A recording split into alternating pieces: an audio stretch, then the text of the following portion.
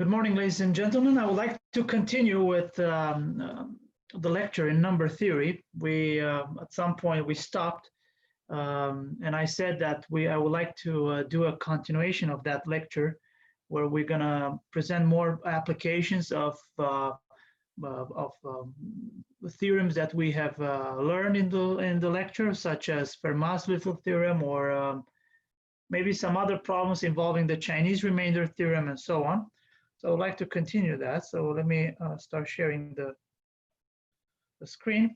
All right, so the problem that we talked about was this one here, right? We were left with this problem.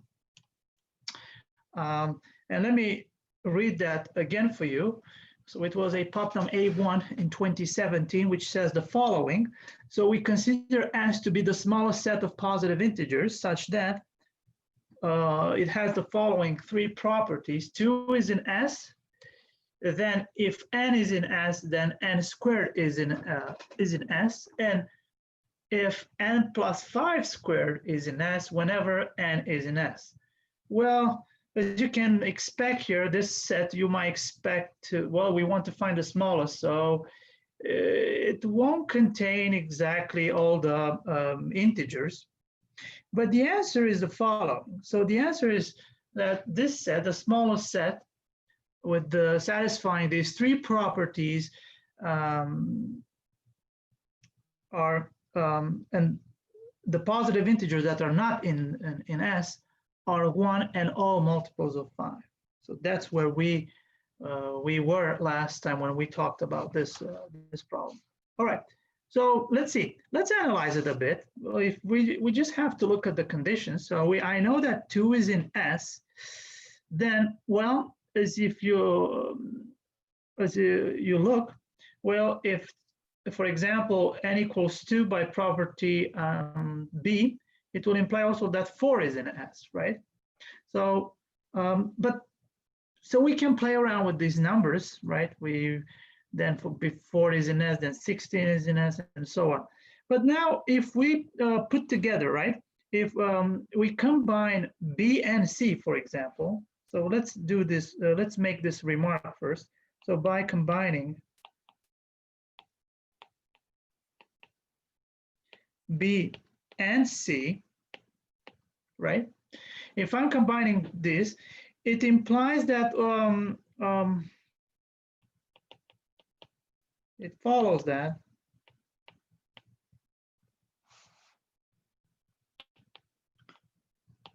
it follows what? It follows that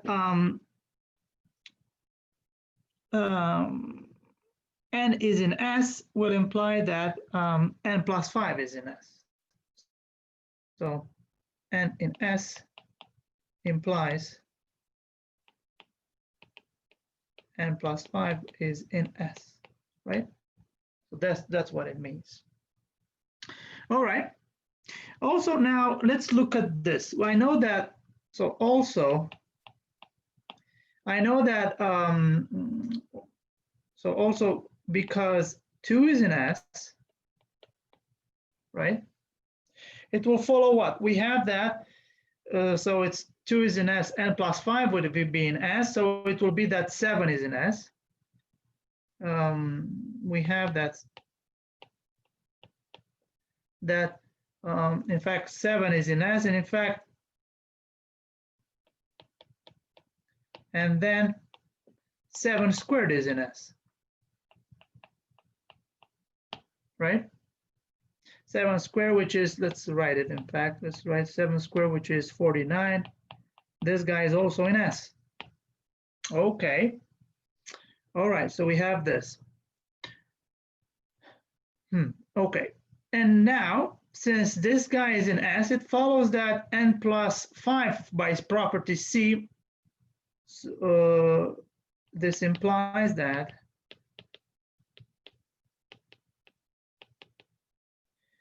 so 7 squared plus, so it implies that 49 plus 5 and everything squared, which is 54 squared, this guy is also in S.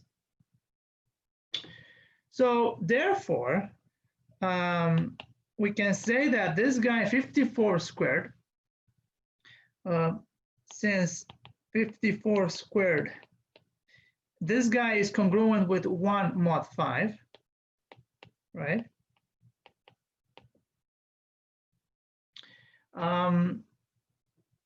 It follows that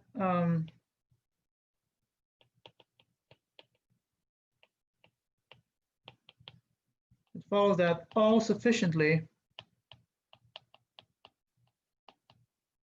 let's say, large positive integers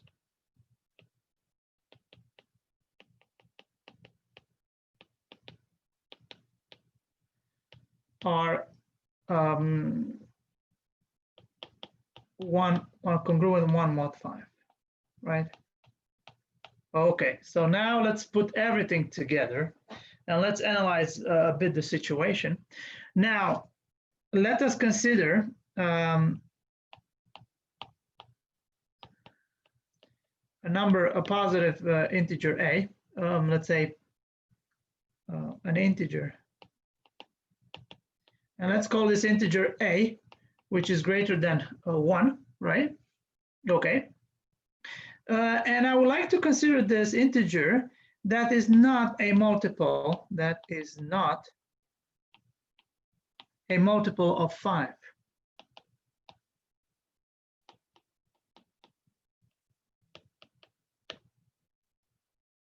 Right?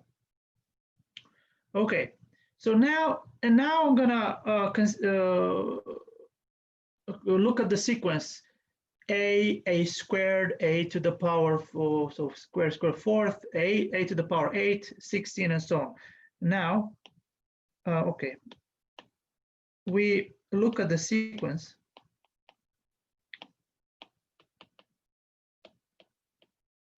So let's look at the following sequence of a squared, a to the 4th, a to the 8th, a to the 16, and so on, right? So we look at this sequence.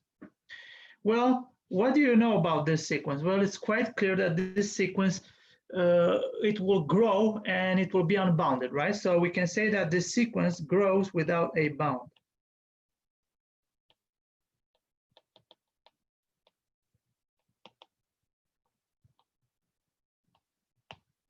Right? And now, well, guess what? By Fermat's little theorem,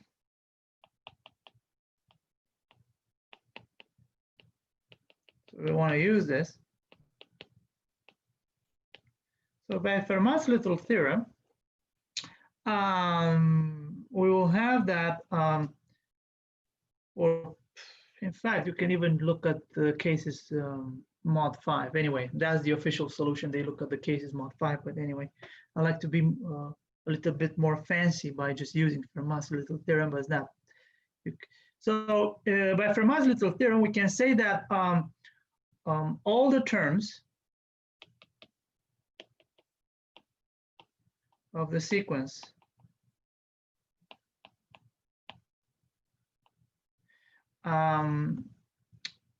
let's say starting from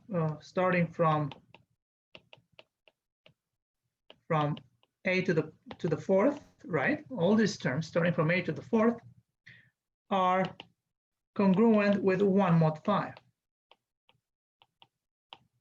right? So we can say that that the sequence contains elements, right, of our set S, right? And by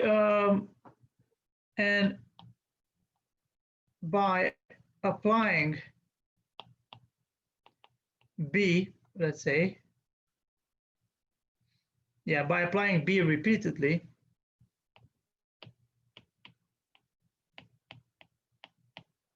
right? So we can apply B repeatedly.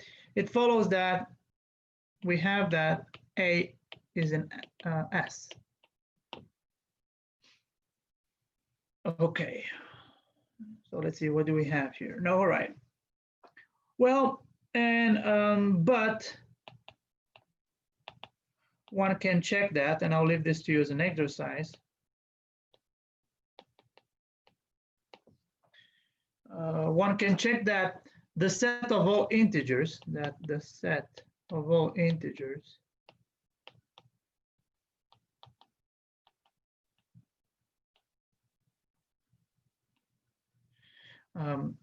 greater than 1, okay, that are not multiples of 5 will satisfy all those 3 conditions. So satisfy, the set satisfies conditions A, B, C, right? It will satisfy those 3 conditions from the problem. All right. So well, so this set S is so this set S. So well, we can say that this is the set S, right? So this is the set S, and the complement of S consists of all integers listed in the answer. So, and its complement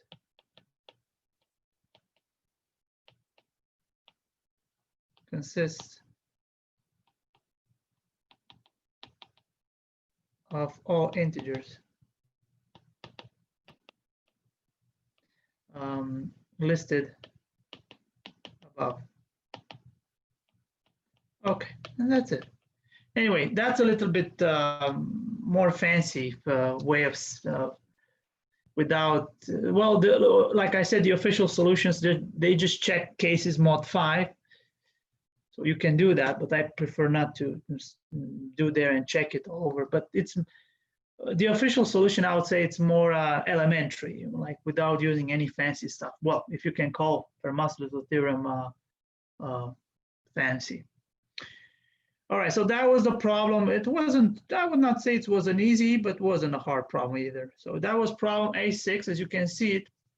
Problem A1, not A6, from 2017. So that was a very nice problem.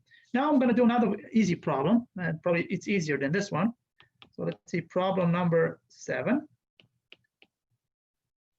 And this, again, this was a Putnam B2 in 2017, I think. Yes. Anyway, the problem states the following. So suppose that, again, this is another easy problem, that a positive integer n can be expressed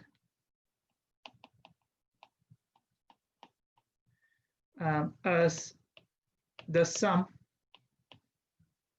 of k consecutive positive integers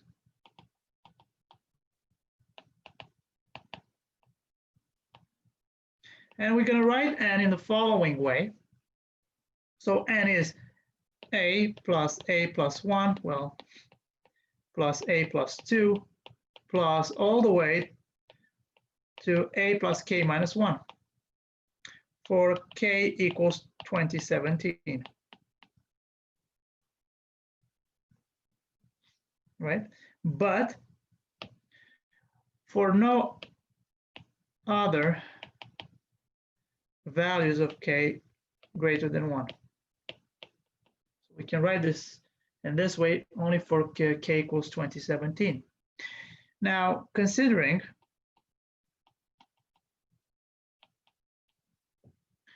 all positive integers n with this property,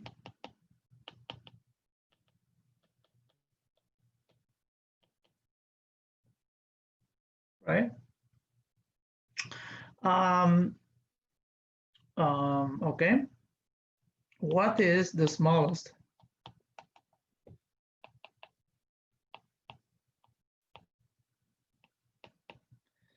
positive integer a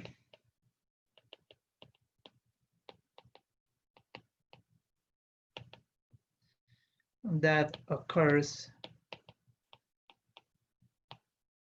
in any of these expressions, in any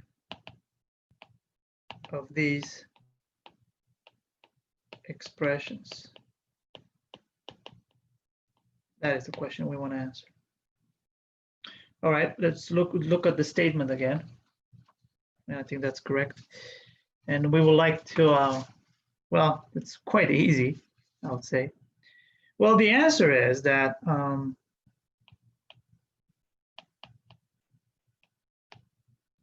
that a is 16.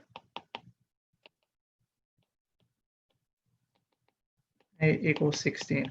Anyway, the solution that I'm going to show you is it's probably is the official solution. Well, I don't believe there is anything easier than the official solution. It's pretty straightforward.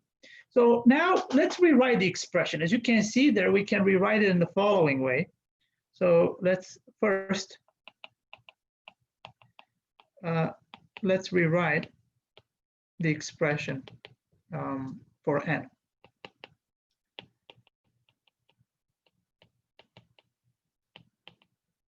And we can write it in the following way.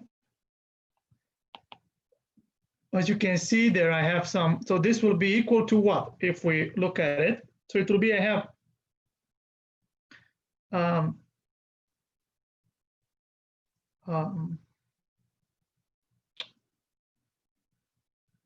so if we add this, so we'll have how many, so we have k times a, right? Plus a plus 1 plus 2 plus k minus 1, which will be k times k minus 1 over 2, or equivalently,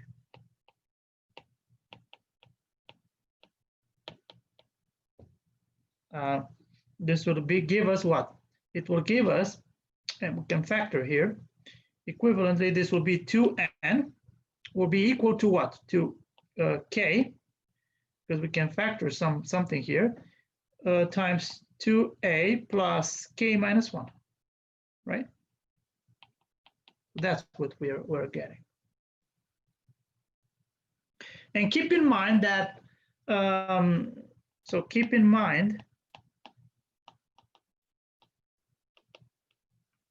that k is strictly greater than 1. So we have this. This was given. This is a requirement. So, so since we have in this expression k greater than 1, right, it will follow what? Also that k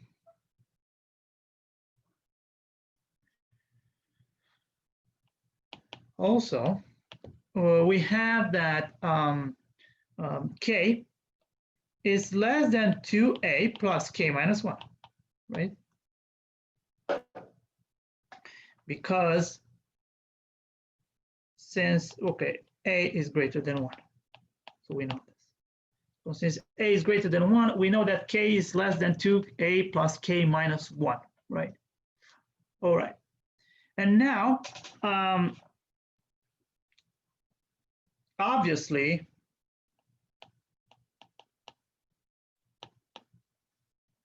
we have that these two numbers, k and 2a plus k minus 1 have opposite parity, right?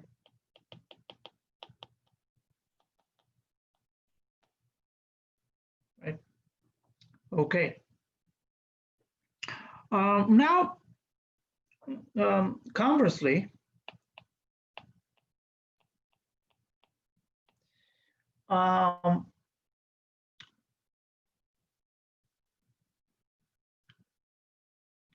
so conversely, for any factorization, let's say, of n, let's just say n, we can factor this as, 2n, right? We can factor this as, let's say m times n, right? We can factor this in this way with 1 less than m less than n, right? So for any factorization of this this type with m and n of opposite parity,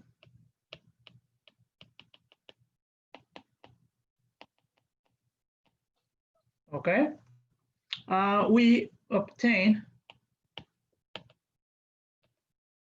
so we will obtain an expression of n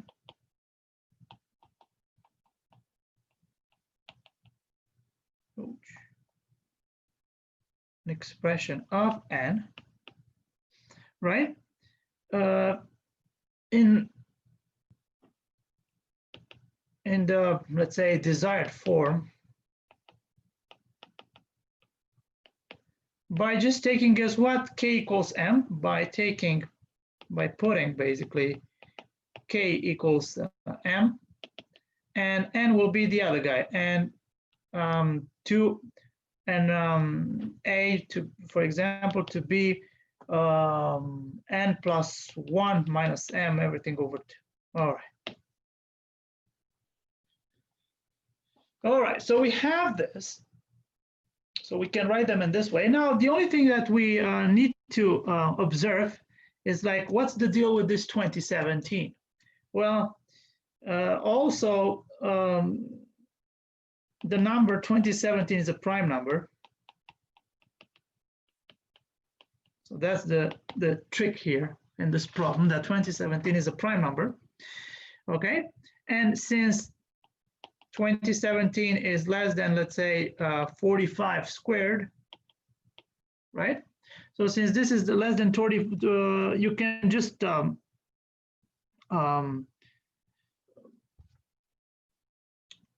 we have that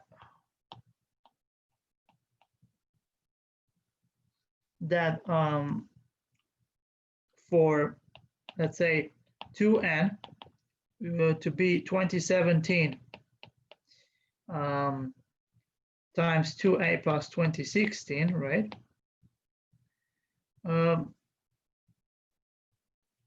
So we have this, right? 2n equals 2017 times 2a plus 2016. And this doesn't, this holds true only for this, because now if you look at, let's see. So I have 2n, okay. And now, well,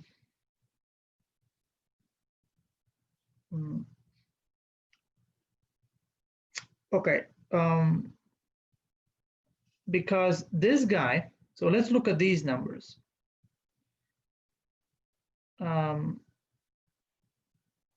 also, this guy, 2a plus 2016, right? So this guy has no odd divisor greater than 1, right? And this means that this, this guy, 2a plus 2016 must be a power of 2, is a power of 2.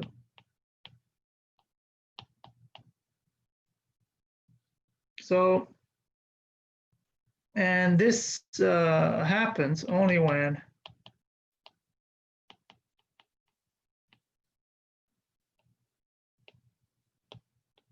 only when 2a plus 2016 is nothing else than just 2048, and there you go. And from here, you get A to be 16. And we get A equals 16.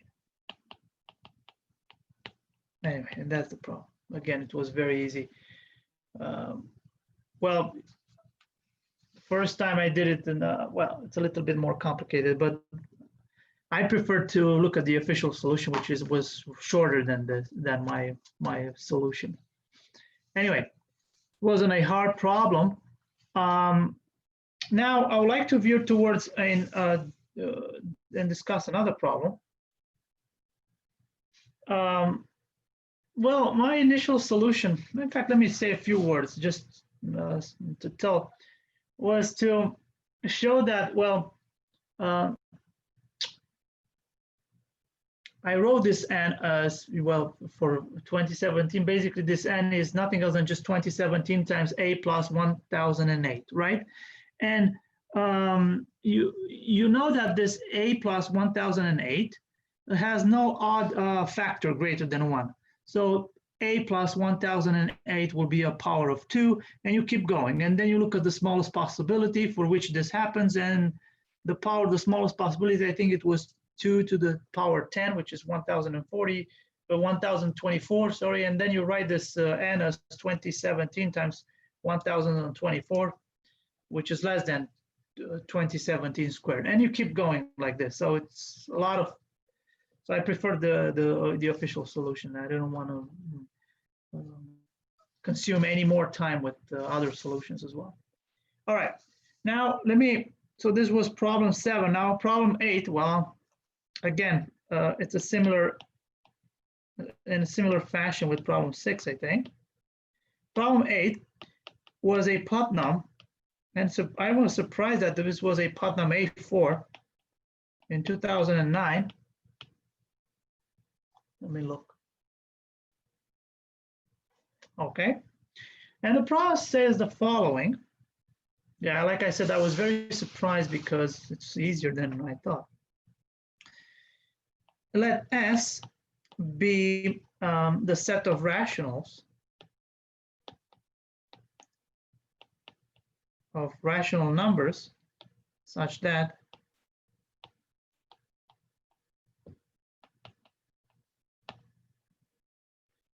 A, 0 is in S, B, F, X is in S, then X plus 1 is in S, and X minus 1 is in S. Oh, okay. See, if X is in S, and X is different than 0 and 1, then 1 over X times X minus 1 is in S. Well, this is the question is, oh, okay, that was, so must S contain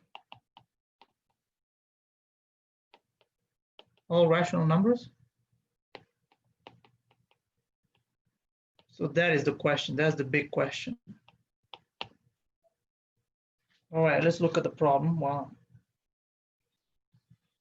Because you'll be tempted to say that this will contain all rational numbers, right? Because if you look at it, it has almost all fractions, but not quite. If you have a number, then the one above and the one below are also there. That's interesting. Yeah, anyway, it's not hard. Well, the answer is no. Unfortunately, it will not contain all the rational numbers. So the answer is no. A big no.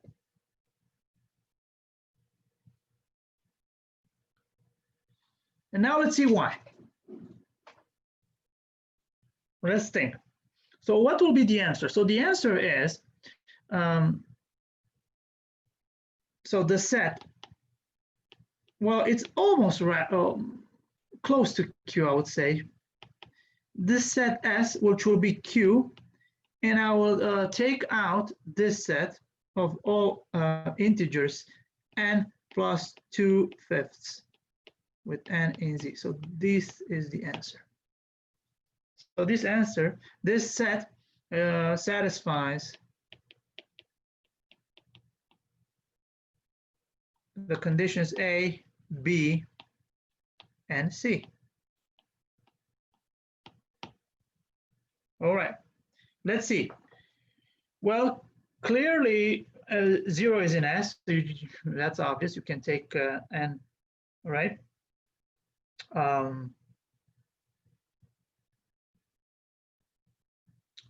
Yeah, so this will satisfy the conditions, right?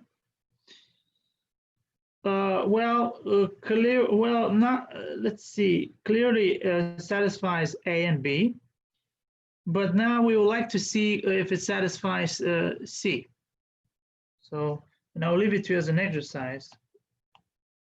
Clearly, S satisfies, ouch.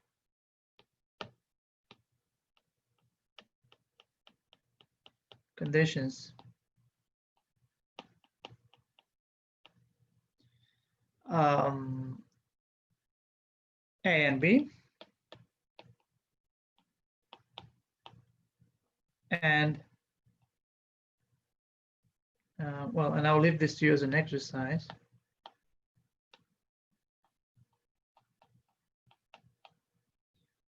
And we will check, we'll only check condition C. All right, let's see. So for the condition C, it is sufficient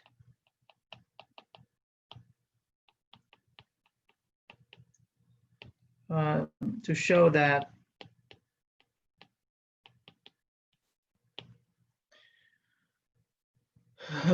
if we'll have a fraction, let's say if x is some kind of a fraction, let's say p over q, right, with pq in Z, and these are relatively prime. So the JCD between these two is 1, right? And let's say also P is positive, right?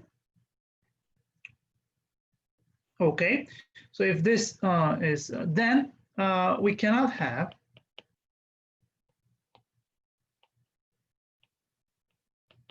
the condition that 1 over x times x minus 1 is in S, right? Okay, so then we cannot have that 1 over x times x minus 1, which will be n plus 2/5, right? It's exactly.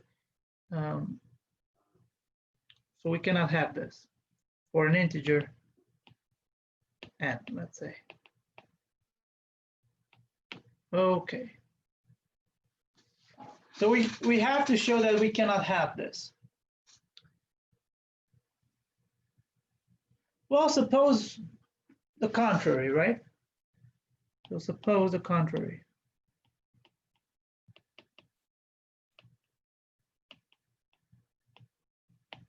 So suppose that we have this. So this equation, if we look at it, we will have that, that what? Well, if we do all these computations there, so 5n plus 2 and minus 1x is p over q. So we'll have something like, okay, so it will be 5n plus 2 times, so it's p times p minus q, which will be, okay, q squared. Okay, it will be 5q squared. That's what we're getting. Yep. All right. Now we would like to export this. Basically, now the way we're gonna solve this is just the way we want proof that the square root of 2 is irrational, for example, or square root of 5, whatever. It's the same method. Now, since p and q are relatively prime,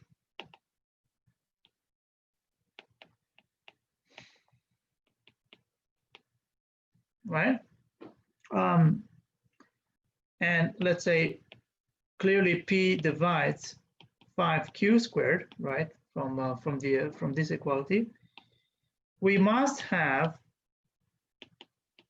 that P will divide 5. So P divides 5. So this implies that P equals 1 or P equals 5. Keep in mind that P is positive. So we only have these two possibilities. So, well, so we have this. But on the other hand,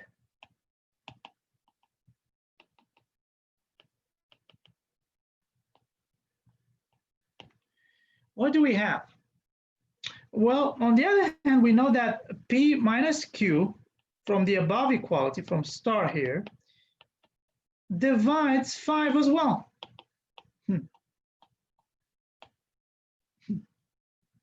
Okay, so so this implies that P minus Q will be has to be what?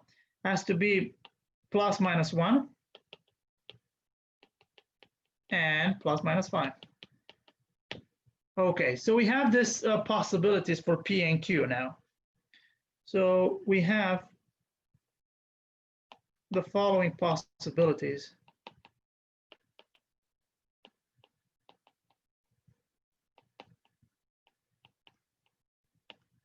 For for this pair P and Q. So what are the possibilities? So PQ will belong to this set. And now let's see, what possibilities do we have? So we know that P is 1 or P is 5. So we have only 1 and 5. So we'll have 1, 0, let's say. What else do we have? We have 5, 0, 5, 10, for example. What else? 1, negative 4. Oh my, there are so many of them. 1, 2, 1, 6. What else? 5, 4. And is there any other? Am I missing something? Yeah, and 5, 6. Okay. Well, and now we have to eliminate which one are good, which one are bad. Well, if you look at the first 3, these are impossible. So we just take them out. And the final 5, let's see why are these numbers are not good. So this one, this one, this one, this one, this one. So let's see why these are not good. So let's see.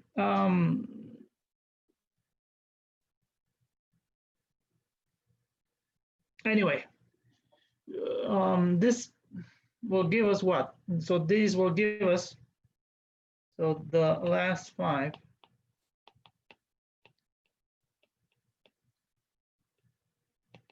will give us the following. Will give us that 5m plus 2 will be equal to, or to something like 16, negative 20. What else? Let's see. My God. Where is it? Okay, 16, 16, 20. Okay, 16, negative 20, negative 36, negative 16, and what else? And that's it, right? Anyway, all of them impossible. And that's it. So we got the contradiction, so that's it. Anyway, it was a tricky problem, I would say. Quite tricky, but okay. It's okay for an A4. It's tricky. Okay. And now, last but not least, I would like to do a problem which is an application of the Chinese remainder theorem. I would like to do problem number 9. And well, this problem I had it when I was participating at the international math competition. When I was back in the day when I was an undergraduate, and unfortunately I completely failed on this. I choked on this problem. I don't understand why. Anyway, so this was IMC. So this is our international mathematical competition back in 2006. And the problem says the following. It's a very nice problem, very easy, very easy, which says the following. Find the number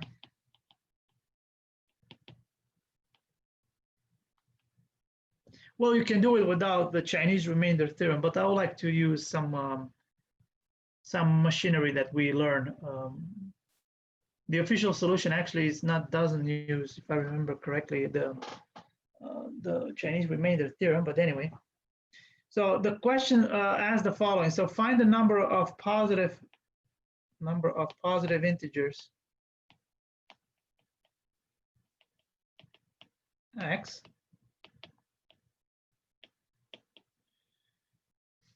okay, satisfying the following two conditions. Satisfying the following two conditions.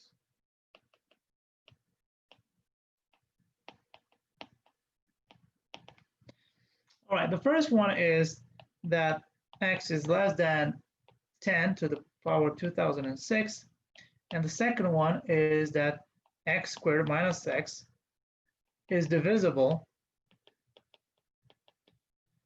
by 10 to the power 2006. That's a nice problem. So let's look at it.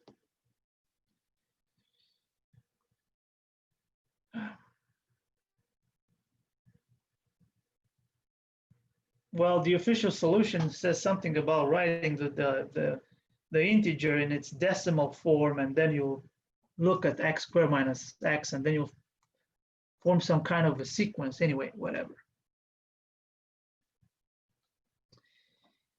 Let's avoid that. I don't want to get into that, especially at this time in the night. Well, let's do it by hand. Well, like I said, at some point I will invoke the Chinese remainder theorem. I like to use that. And let's see. So I know that. So let's, since, let's say x squared minus x, we can write this as x times x minus 1, right? We can factor this. So, and these numbers, x and x minus 1, are relatively prime.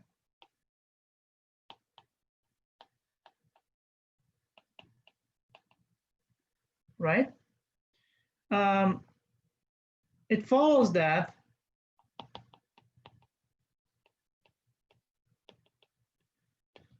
one of them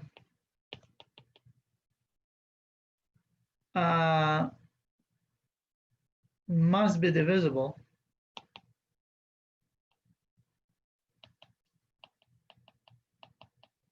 by what? By, well, 10 is 5 times 2, so one of them will be divisible by 2 to the power 2006, and the other one, and actually not the other one, and how should I say it? And one of them is divisible by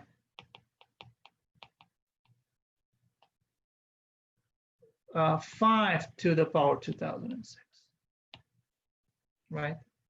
It can be the same. All right, so now let's see, what do we have? So this implies that, and now you will see how the Chinese remainder theorem will come into play. This implies that we have that that x will satisfy the following two conditions. So x will be 0, 1 mod 2 to the 2006, and x is 0, 1 mod 5 to the power 2006. So we have four, altogether there are 4 cases here, right? Well, no problem. Now we can apply the Chinese remainder theorem. So by applying the Chinese remainder theorem,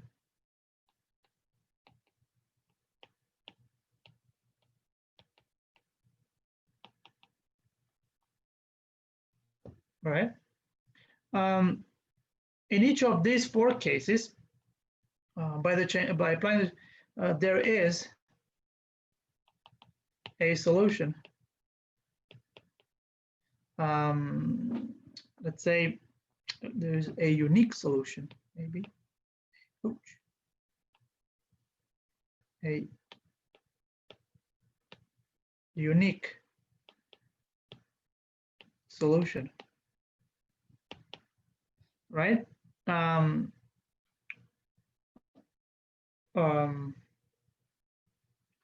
So the unique solution among these numbers, 0, 1, all the way to 10 to the 2006 minus 1, right? Well, now let's look at these four numbers. Well, these four numbers, right, they're different because, so keep in mind that, so let us point out that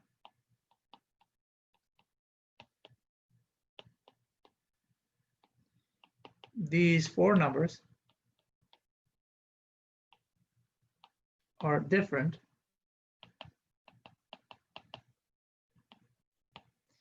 Why they're different? Well, because each two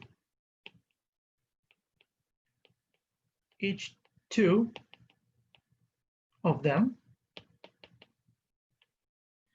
will give us different residues,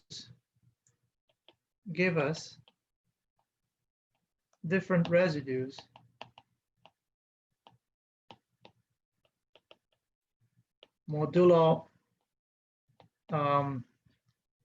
2 to the 2006 or 5 to the 2006, right?